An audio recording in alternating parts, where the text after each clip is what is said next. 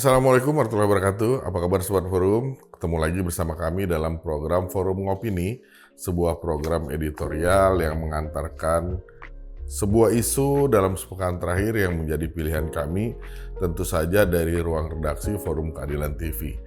Bagaimana dengan akhir pekan ini? Akhir pekan ini kami memilih isu terkait jalannya perkembangan terkait kasus Vina Cirebon. Kasus pembunuhan Vina Eki Cirebon semakin memanas setelah berbagai kesaksian muncul dari banyak pihak. Kini giliran ayah kandung dari Muhammad Rizky Rudiana alias Eki, Iput Rudiana, yang merasa geram hingga melayangkan somasi untuk beberapa pihak yang berkaitan dengan kasus anaknya tersebut. Melalui kuasa hukumnya, Pitra Nasution, dalam konferensi pers di kantor Perhaki, Jakarta Pusat pada Senin 22 Juli 2024, Ibtu Rudiana melayangkan somasi kepada mantan Bupati Purwakarta Deddy Mulyadi terkait video yang beredar mengenai pengakuan saksi kunci Dede. Pitra mengungkapkan bahwa kliennya bertemu dengan saksi kunci Dede sebelum para terpidana ditangkap pada 2016 saat dia sedang mencari bukti penyebab kematian anaknya. Pitra mengatakan bahwa Dede dan Aep atau saksi lain dalam kasus Vina Cirebon menyampaikan adanya aksi kejar-kejaran antara para terpidana dan korban serta ada aksi lempar batu. Katanya kesaksian itu terlebih dahulu datang dari Aep dan Dede. Oleh karena itu Pitra membantah jika Ibtu Rudiana yang menyuruh Dede untuk memberikan kesaksian palsu. Pitra kemudian mengungkapkan bahwa penyidik di kasus Vina ini bukanlah Ibtu Rudiana, tapi Satreskrim Polresta Cirebon. Ibtu Rudiana hanya sebagai pelapor. Ia pun mengatakan sesuai permintaan Ibtu Rudiana, semua tudingan tersebut adalah fitnah dan pencemaran nama baik. Secara lantang, Pitra melayangkan somasi kepada Deddy Mulyadi dan Dede.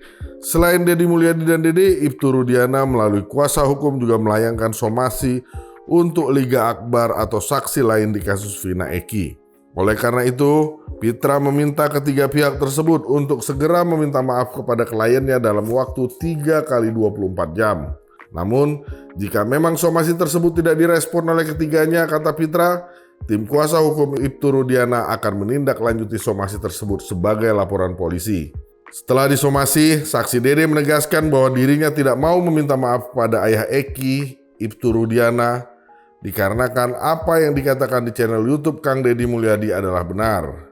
Menurutnya, ia lebih baik meminta maaf kepada para terpidana dan keluarganya atas kesaksian palsunya pada tahun 2016 lalu. Pengakuan ini disampaikan oleh Dede dalam konferensi pers bersama Ketua Umum Pradi Oto Hasibuan dan kawan-kawan bersama Deddy Mulyadi di Pradi Tower, Jakarta pada Senin 22 Juli.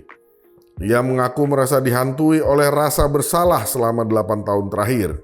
Untuk menebus kesalahannya di kasus Vina, Dede mengaku siap untuk menanggung resiko hukum terberat termasuk walaupun harus dipenjara. Di kesempatan yang sama, Dede mengaku berani mengungkapkan ini semua setelah berembuk dengan keluarga, lalu menghubungi ex-Bupati Purwakarta sekaligus politikus Gerindra Deddy Mulyadi untuk dapat menceritakan yang sebenarnya. Ia memastikan dirinya muncul ke publik atas kesadaran pribadi dan dorongan keluarga setelah kasus Vina Cirebon kembali viral.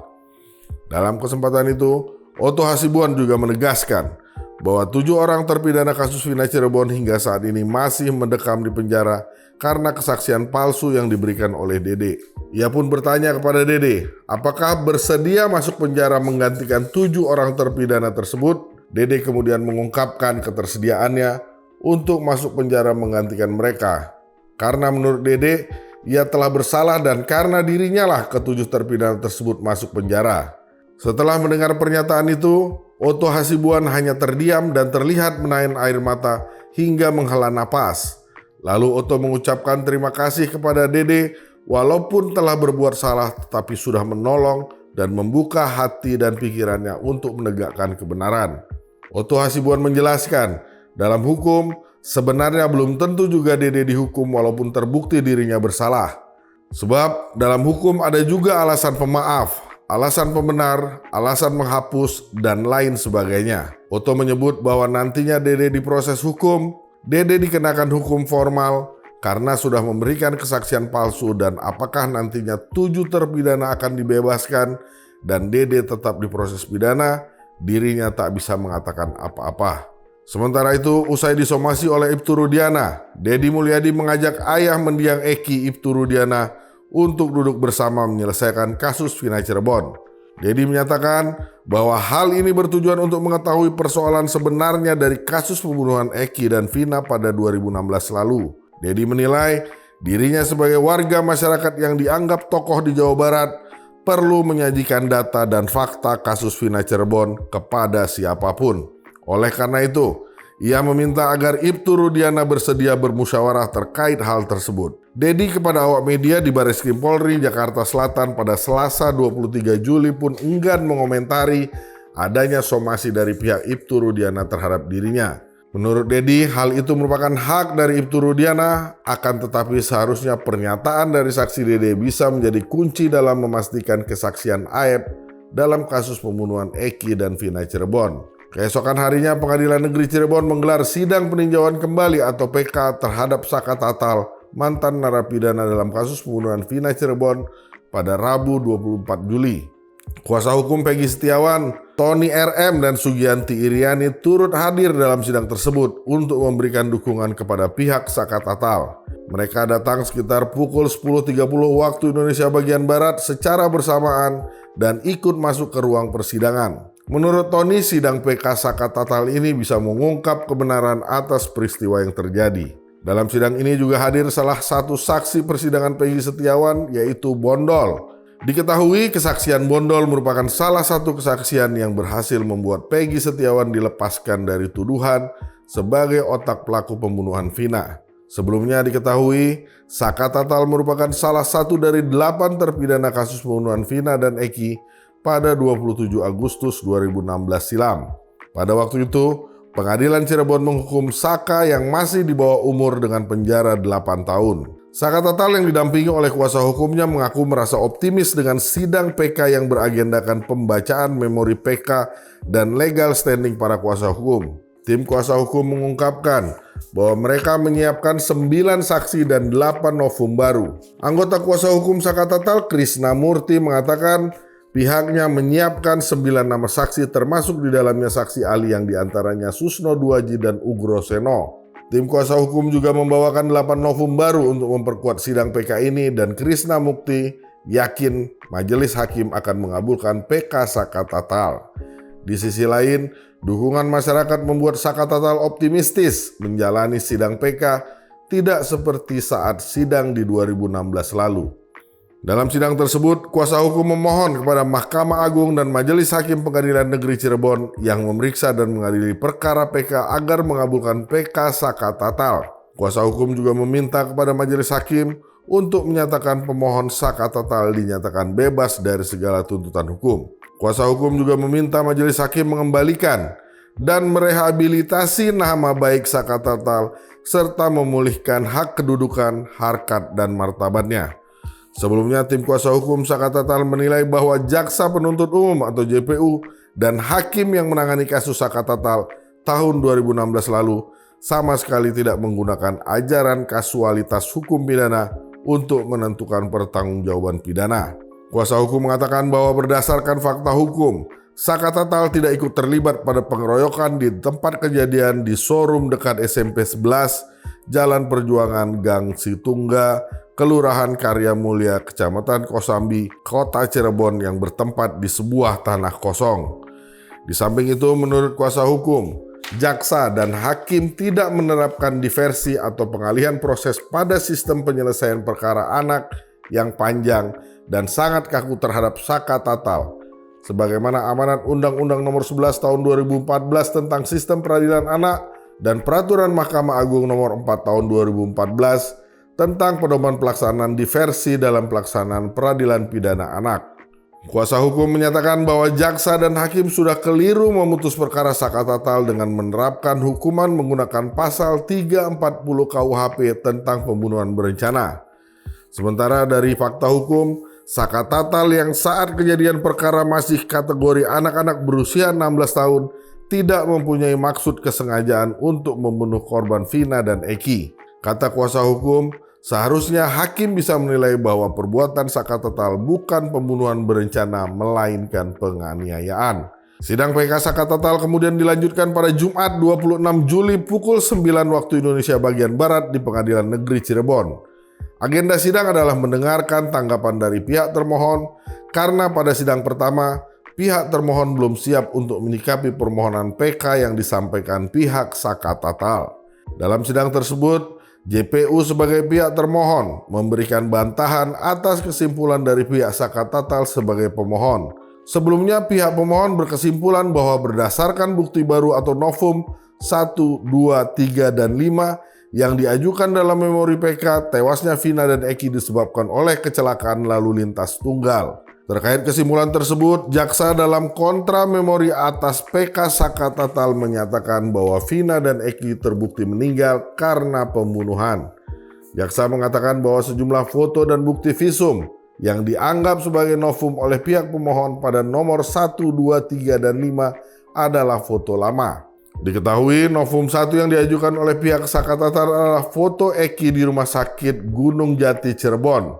Kuasa hukum Saka Tatal mengatakan bahwa foto tersebut diambil pada tanggal 27 Agustus 2016 setelah Eki dibawa dari flyover oleh kepolisian. Novum 2 adalah foto Vina di Rumah Sakit Gunung Jati yang diperoleh pada 27 Agustus 2016 sekitar pukul 23 waktu Indonesia bagian Barat. Novum 3 adalah bukti visum yang menunjukkan bahwa Vina mengalami pendarahan dari kedua lubang hidungnya. Sedangkan novum 5 berisi foto kondisi motor Eki yang juga digunakan untuk membonceng Vina yang diperoleh pada tanggal 29 Agustus 2016. Foto tersebut pun telah diperiksa oleh pihak polisian dan disertakan dalam berkas perkara saat disidangkan. Jaksa mengatakan bahwa berdasarkan fakta hukum, novum 1, 3, dan 5 yang dianggap novum oleh penasihat hukum PK merupakan foto lama yang telah dilampirkan dalam berkas perkara atas nama Saka Tatal yang pada dasarnya sama, hanya diambil dari sisi yang berbeda, namun tidak merubah esensi dan maksud dari foto tersebut. Jaksa menyebut bahwa bukti-bukti tersebut telah dikaji serta dipertimbangkan oleh majelis hakim dan putusannya adalah memang benar. Ada pembunuhan yang mengakibatkan Vina dan Eki meninggal dunia, bukan kecelakaan lalu lintas tunggal sebagaimana diasumsikan oleh penasihat hukum pemohon yang juga tidak beralasan hukum. Sementara itu, novum 4 berisi foto serpihan daging korban melekat di baut penopang pada tiang bahu jalan yang diperoleh pada tanggal 27 Agustus 2016 sekitar pukul 24.00 waktu Indonesia bagian Barat. Jaksa menganggap pemohon tidak dapat menjelaskan hubungan foto tersebut sebagai alat bukti yang dapat dipertanggungjawabkan secara hukum. Jaksa menjelaskan bahwa seharusnya pemohon dalam mengajukan novum terkait foto tersebut disertai dengan hasil visum ataupun forensik, tetapi pemohon hanya berkesimpulan bahwa itu adalah kecelakaan. Menurut jaksa, hal tersebut sangat bertentangan dengan memori pemohon yang menerangkan bahwa Saka Tatal memukul 1 kali dengan tangan kosong dan mengenai pipi korban Eki. Dengan demikian, jaksa menganggap bahwa novum foto 1 sampai dengan 5 tersebut bukanlah novum.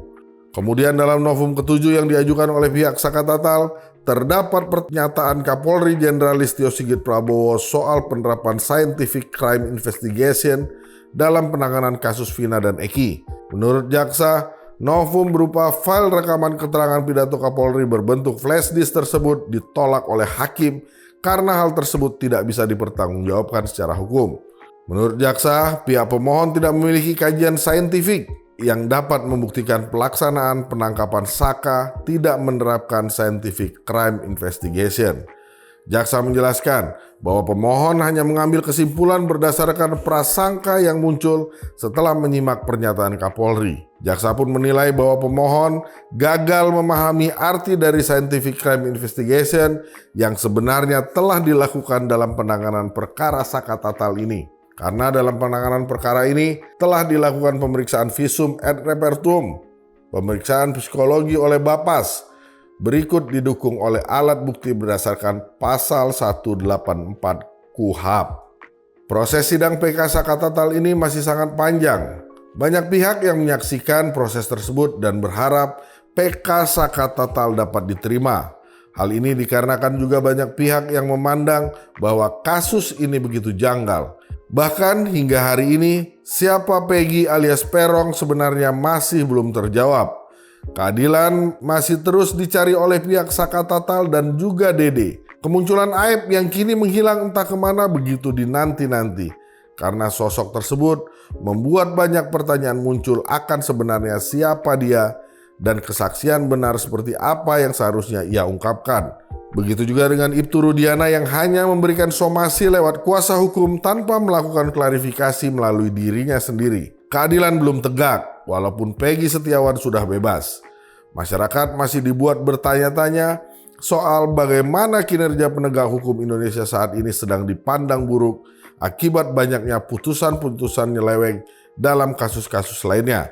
Pertanyaan yang paling menjadi sorotan adalah, apakah penegak hukum mampu menangani kasus Vina Cirebon ini dengan benar tanpa harus melakukan kesalahan yang sama untuk kedua kalinya, yaitu salah menangkap orang untuk dijadikan kambing hitam dalam kasus ini.